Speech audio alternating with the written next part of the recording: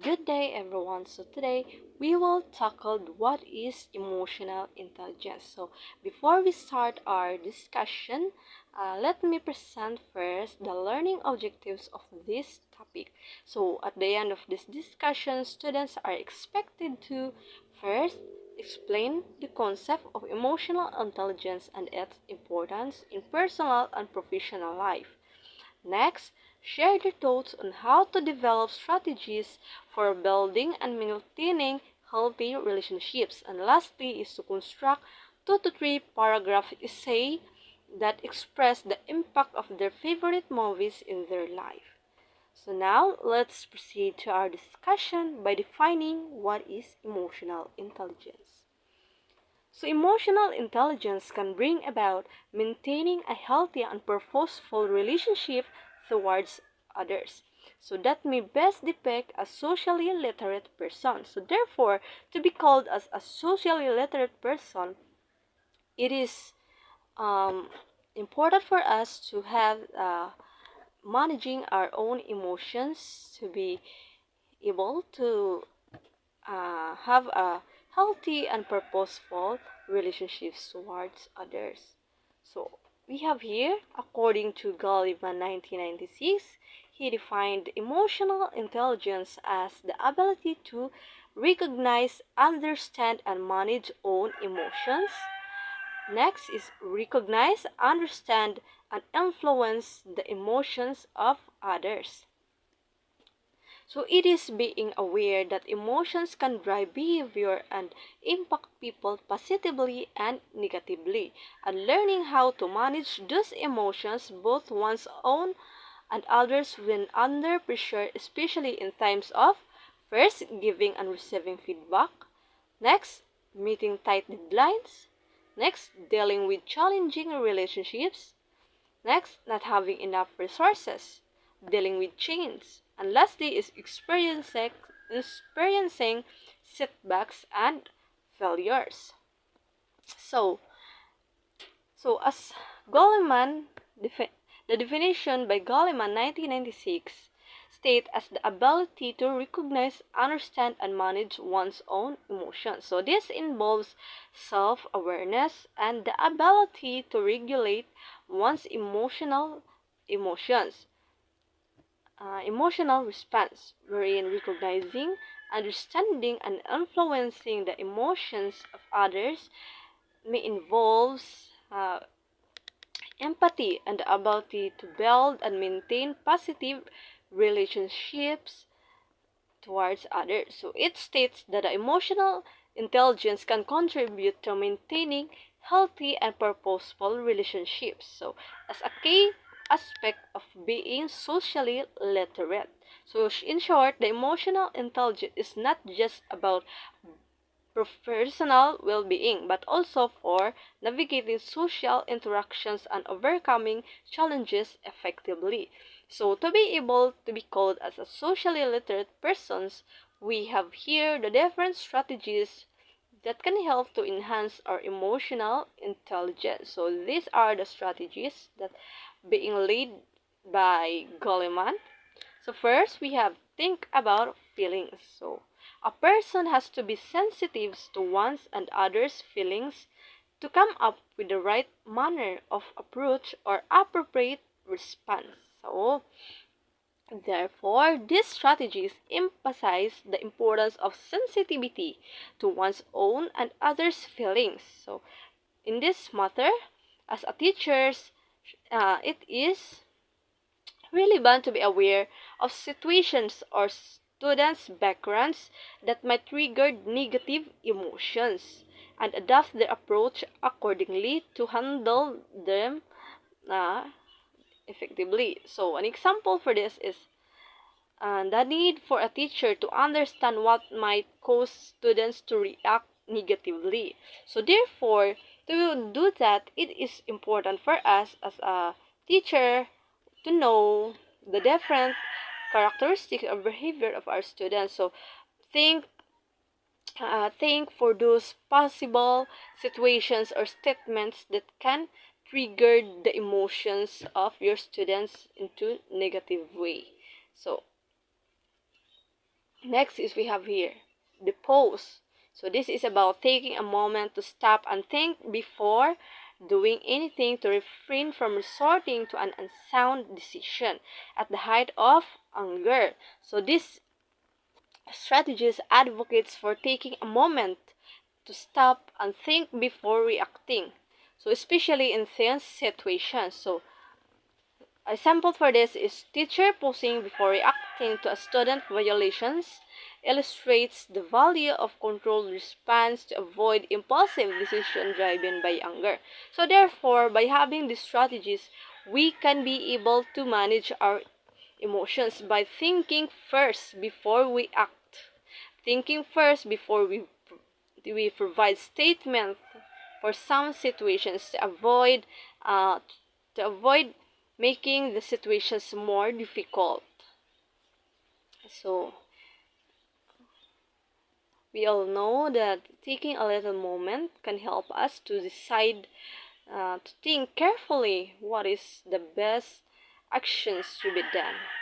So next is we have strive to control one's thoughts. So this is about controlling the reaction to emotions by focusing on one's thoughts in harmony with goals and values. So this strategy focuses on controlling the reactions of emotions by focusing on thoughts in harmony with goals and values. So instead of overreacting to a negative incident, the suggestion is to try to see the situation from a broader perspective.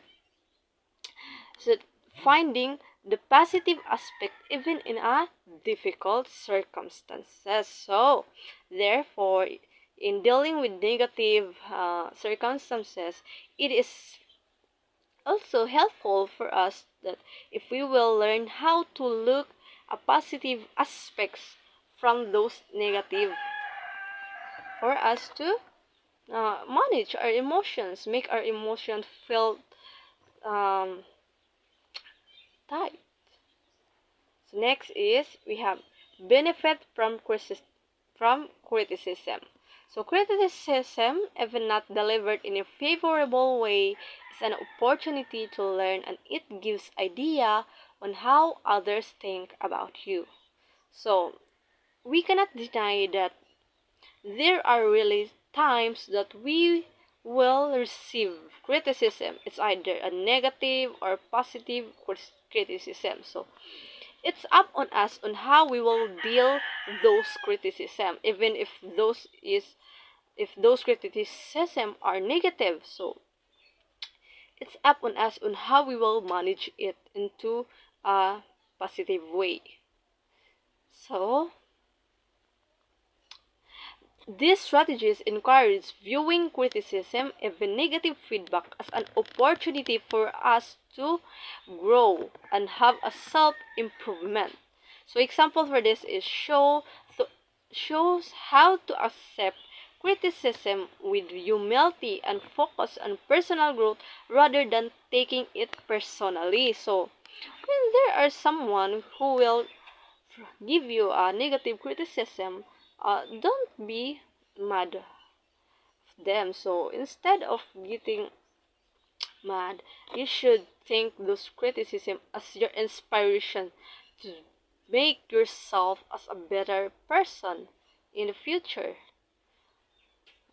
to improve yourself. So next is we have show authenticity. So this is saying what we mean with what we say, and we have to stick on to our values and principles. So this emphasizes the importance of aligning words and action with one's values and principles. So example for this is highlights the need for teachers to express their views respectfully while upholding their principles, even in confrontations with parents or even in difficult situations. So, therefore, managing our actions is also essential to sense our actions will express our emotions. Next is demonstrate empathy. So whenever we show empathy as understanding their thoughts and feelings, we can easily establish connections with them. So this strategy stresses the importance of understanding students or the others' thoughts and feelings, especially during those difficult times. So example, teachers should reach out to students in challenging situations and try to understand their perspectives. So before, as a future educator, it is important to us to look for the different perspectives that are possible, the reason of making that situation before we will provide statement or act. So to avoid getting the situations more difficult. So next is we have here praise others. So this is by the way of acknowledging and appreciating others towards attaining self-fulfillment and building trust. So this strategies emphasize the importance of acknowledging and appreciating of others.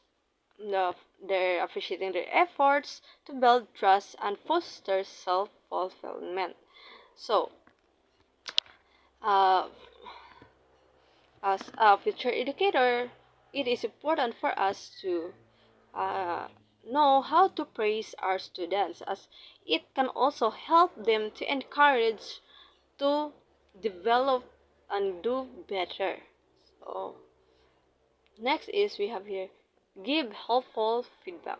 So although negative feedback may hurt one's feelings, at some point it can be turned constructive for one's improvement. So there we cannot avoid that there are really some feedback that are negative for us, but those negative feedback can hurt us, but we cannot deny that those feedback also brings a lesson for us. So by acknowledging those negative feedback, we can be able to improve ourselves, right? So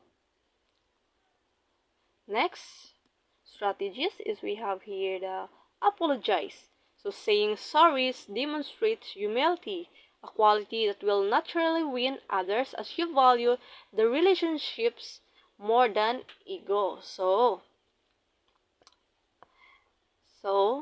this strategies is all about the humility and apologizing for our mistakes. So it suggests that valuing relationship over ego leads to better outcomes. So even if apologizing is difficult, yes, we cannot deny that uh, asking for apologize or asking for sorry is difficult for us as we have a little pride in ourselves, but remember that asking apologize it can be the reason to make the situations better. So therefore, for us as a future educator, we must learn how to apologize so that we can be a good role model for our students, so for them to see the importance on asking apologize. So next is we have here forgive and forget. So forgiving and forgetting prevent others from holding emotions and allowing to move forward. So just like an apologize. So asking apologize to be able, so by asking apologize, the strategies of forgive and forget while excess. So this promotes letting go on of negative emotions to move forward. Forgiving those who have hurt us allows for personal place and prevents resentment from different factor.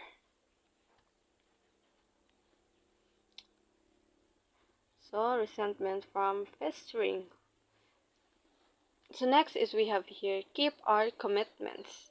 So the habit of keeping one's word in things either big or small develops a strong reputation for reliability and trustworthiness. So this highlights the importance of reliability and trustworthiness. So building a strong reputation by following through on commitments. So therefore, commitments is really essential for us to build a strong relationships towards others and maintain a healthy connections with them.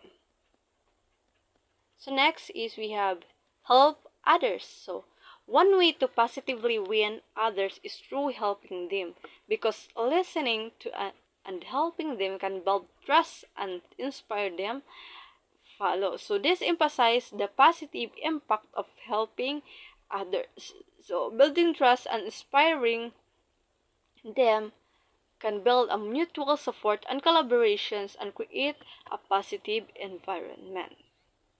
So next is we have here protect ourselves from emotional sabotage. So this is being wise enough in protecting ourselves when others attempt to manipulate our emotions for personal sake. So this is a crucial for maintaining personal well-being.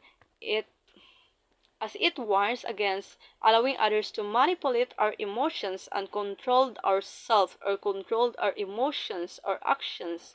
So suggesting subtle to firm boundaries. So next is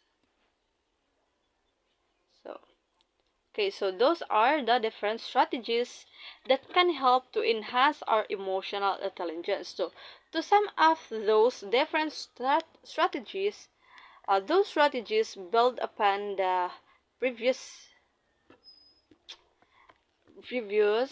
definition of emotional intelligence, focusing on proactive steps to build positive relationships, maintain personal integrity, and develop emotional resilience. So they are they are very crucial and relevant for teachers and other professionals who interact frequently with others in potential emotionally changed situations. So that emphasize on creating a supportive and productive environment through positive interactions and self-protective measures.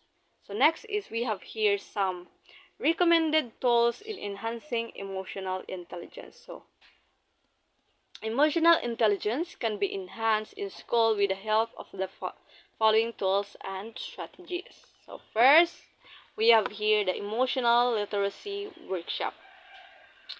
So this will help teachers to communicate with students, recognize and manage emotions, and increase self-awareness.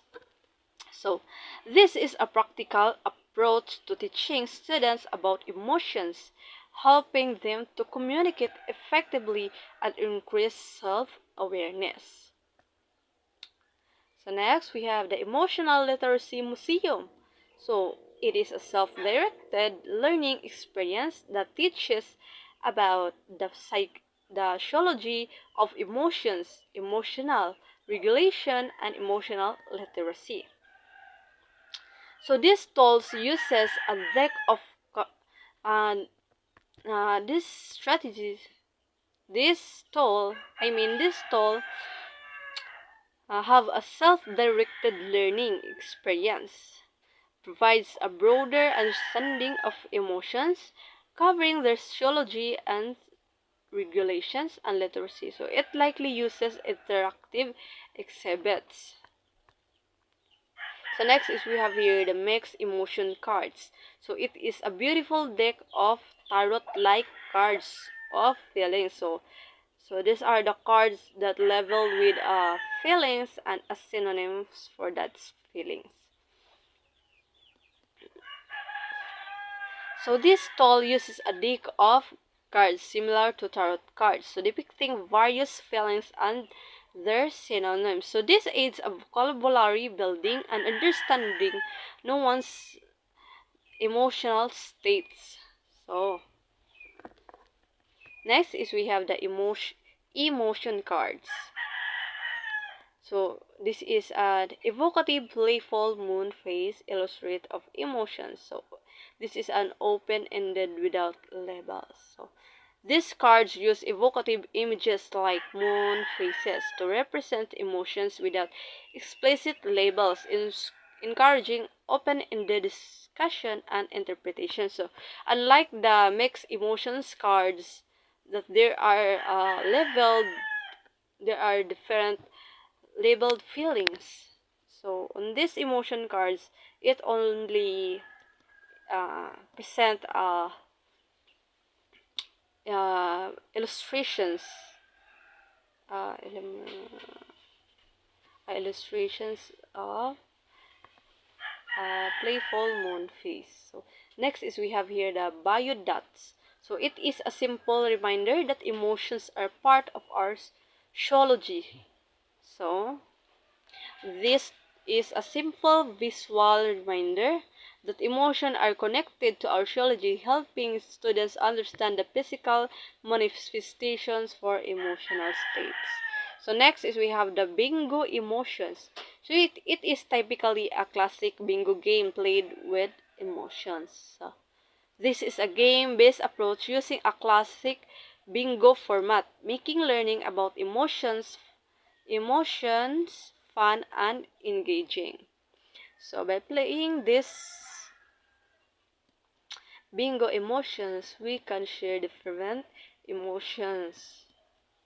So next is we have feeling faces. So these are photos of real people and data about how survey respondents evaluated each picture.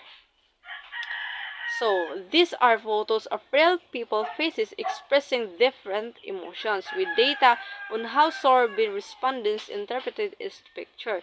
So, this helps students learn to recognize and interpret facial expressions. So this tools presents the different faces with emotions of real people, and then it may involve a different respondents who will evaluate that picture. So next is we have 6 seconds emotional intelligence assessment. So it provides feedback about the way one uses EQ and how to improve this area. So this tool provides feedback on how effectively one uses EQ and suggests ways to improve. It likely involves some form of assessment or self-reflection. So next is we have here the zoo or animal workshop. It is an activity that intends to imitate an animal behavior and gesture that ends with reflections and group sharing. So this activity encourages students to imitate the animal behavior and gesture, leading to reflection and group discussion. So this uses analogy to explore emotional expression. So next is we have here the face workshop. So it is an activity in which partners face each others while showing different facial expressions and qualities that ends with reflection. So next we have the machine transformer, in which participants in groups have to transform into assigned machine or vehicle of which each member shall comprise different parts deemed essentials and equally important that usually ends up with interactions and reflections. So this actively promotes teamwork, collaboration, and understanding of independence and concluding with interactions and reflections. So next is we have the tower building. So groups will be tasked to build a tower using popsticks and straws. So the goal is to make the tallest and strongest tower of all.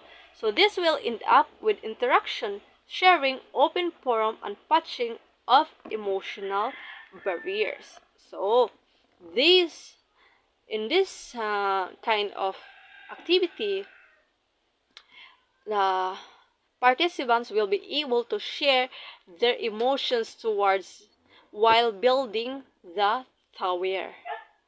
So they will share those emotional barriers that hinder in making their tower building. So next is we have build me house.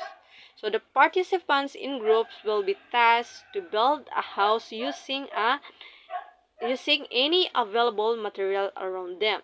So the goal is to make the strongest house. Then the facilitator will suddenly destroy the house made by the group and observe the members' emotions and reaction. Let them express their feelings and thoughts. So at the end, each one will draw realization, lessons, and values for reflection.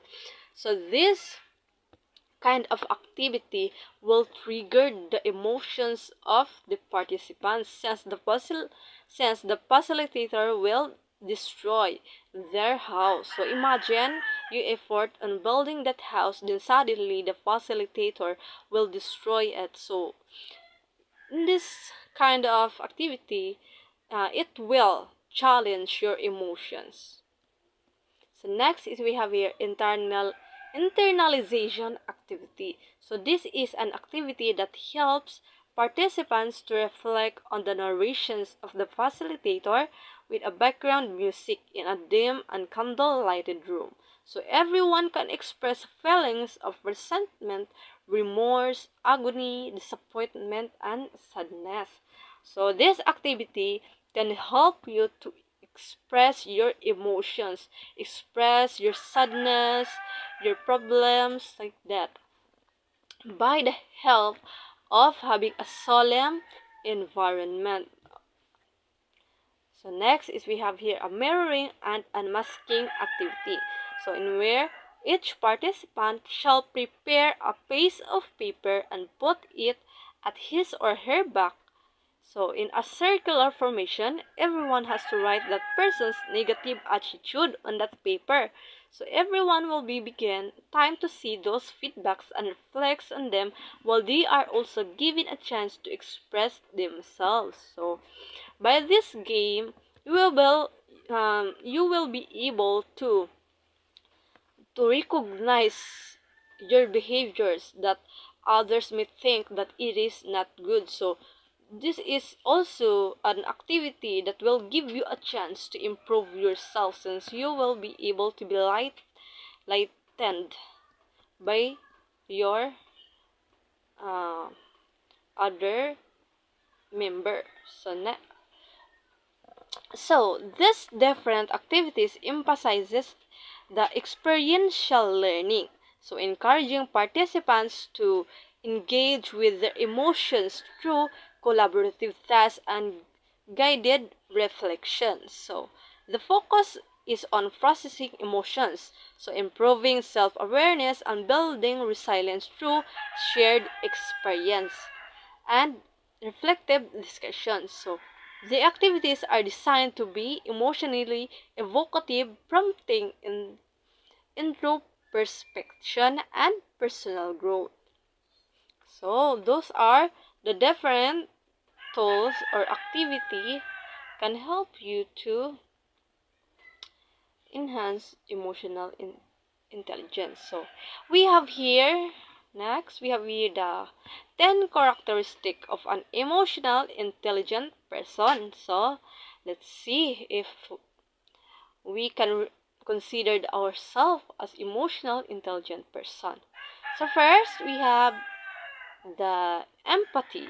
So empathy is the capacity to understand or feel what the other person is experiencing from within their frame of reference. So this is the ability to understand and share the feelings of others. So the text differentiates between affective empathy, feeling with others feel, and cognitive empathy, understanding others' feelings. So this distinction highlights the multifaceted nature of empathy. So Greater Good Science in UC Berkeley laid down two different types of empathy, namely the affective empathy. And next is the cognitive empathy.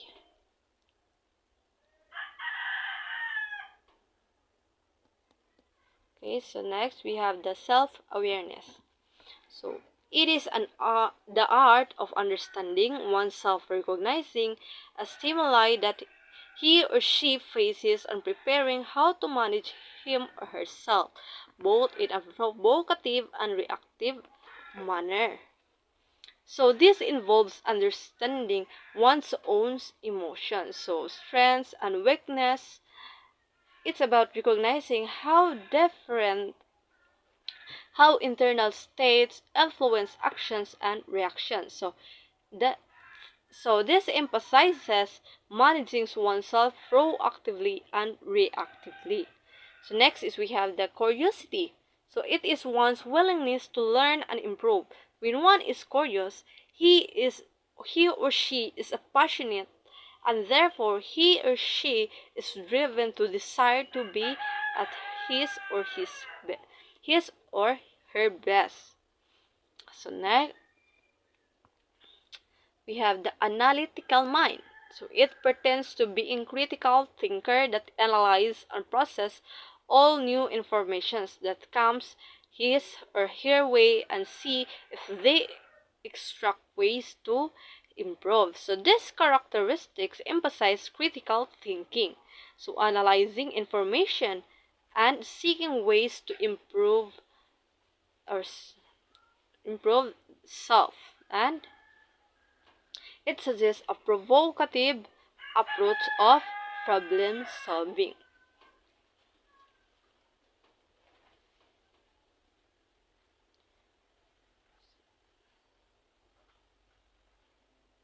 So next the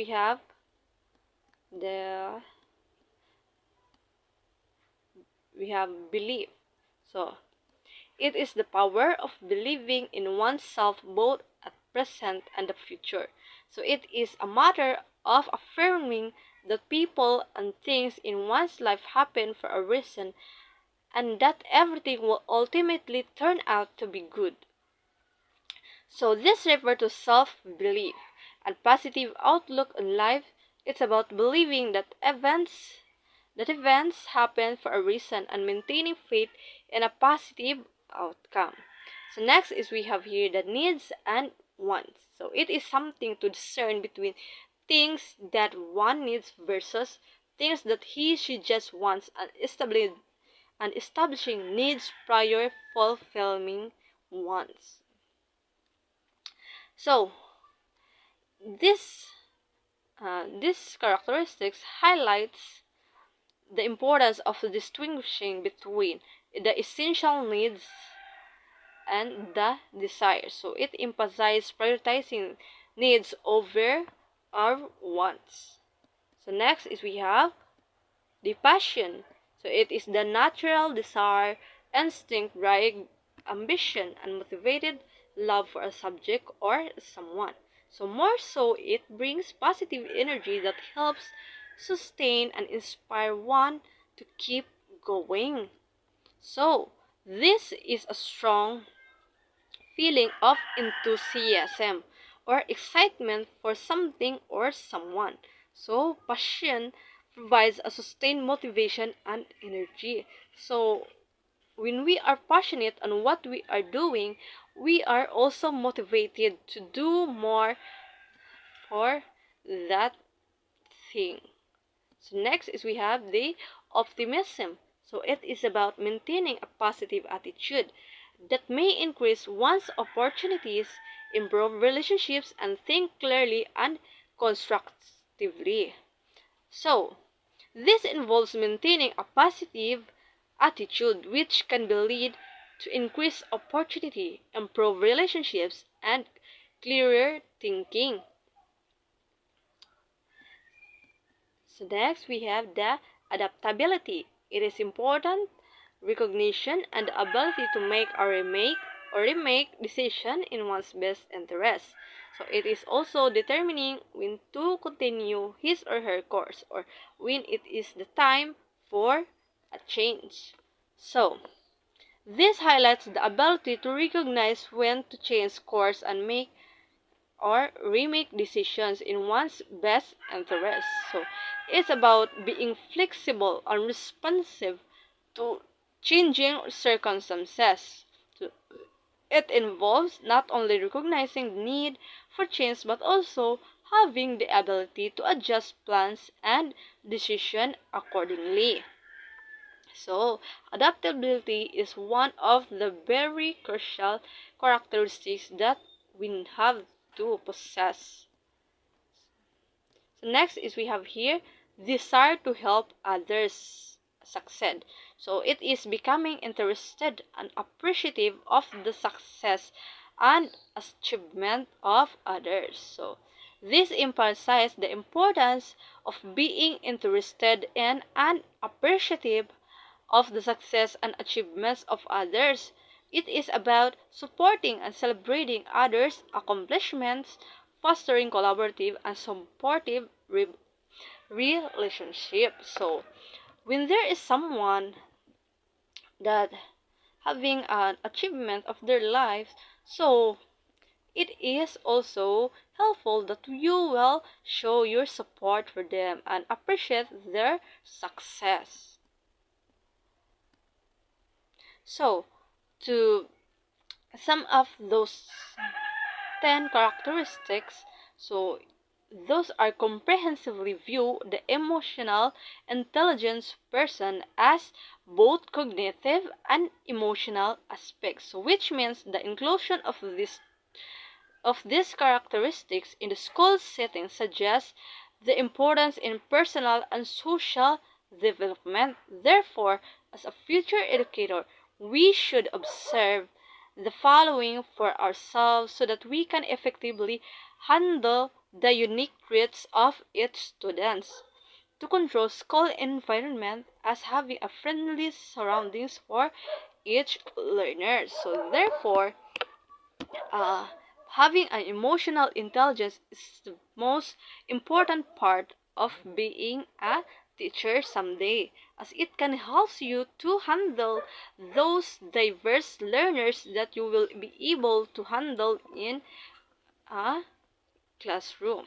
So that's all for our topic for today, the emotional intelligence. So I hope that you learned from these discussions.